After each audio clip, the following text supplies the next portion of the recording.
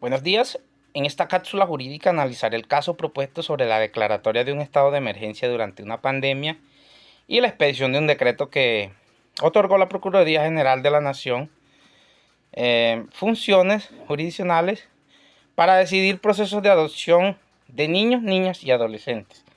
En primer lugar, el caso corresponde a un estado de emergencia económica, social y ecológica, regulado por el artículo 215 de la Constitución Política de Colombia.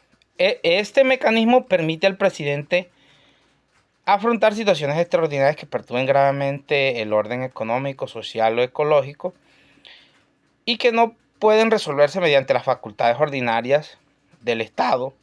Para entender la emergencia, el Ejecutivo expide decretos legislativos, los cuales tienen fuerza de ley, pero están sujetos a estrictos límites constitucionales y al control automático de la Corte Constitucional.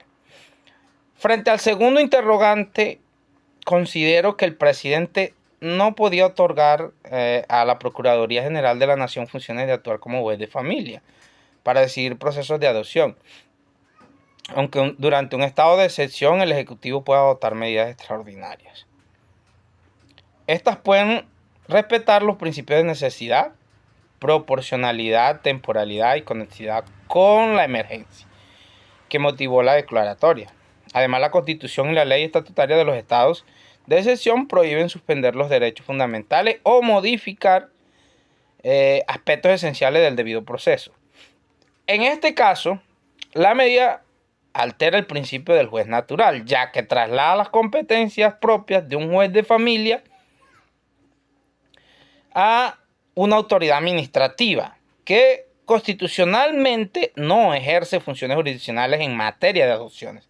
También afecta el debido proceso y las garantías de los niños, niñas y adolescentes, quienes son sujetos de especial protección constitucional conforme al artículo 44 de la Constitución.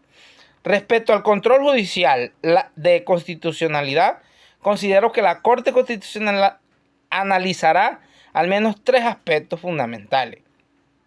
El primero sería juicio de conexidad material.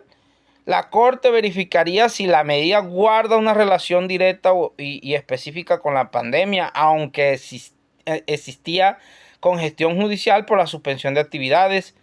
Modificar el juez competente para decidir adopciones podría no tener una relación suficiente con la finalidad de superar la emergencia sanitaria. En segundo lugar sería el juicio de necesidad y proporcionalidad. La Corte evaluaría si realmente era indispensable reemplazar al juez natural o si existían alternativas menos lesivas para garantizar la continuidad de los procesos, como el uso de medios virtuales, el trabajo remoto de los jueces o la priorización de casos urgentes. Y por último, la Corte estudiaría el respeto por los derechos fundamentales y la prohibición de sustituir competencias constitucionales. Los estados de excepción no autorizan al Ejecutivo a modificar la estructura de la Administración de Justicia ni a desconocer garantías esenciales del debido proceso. La independencia judicial y el juez natural constituyen pilares del Estado Social de Derecho y no pueden ser alterados mediante decretos legislativos.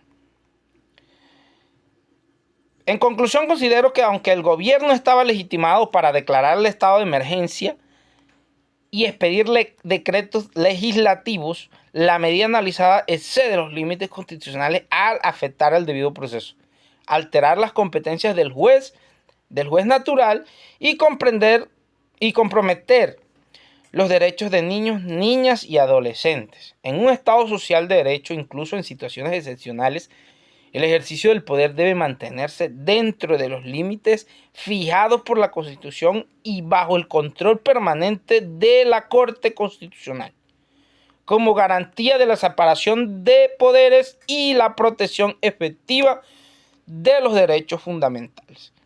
Muchas gracias.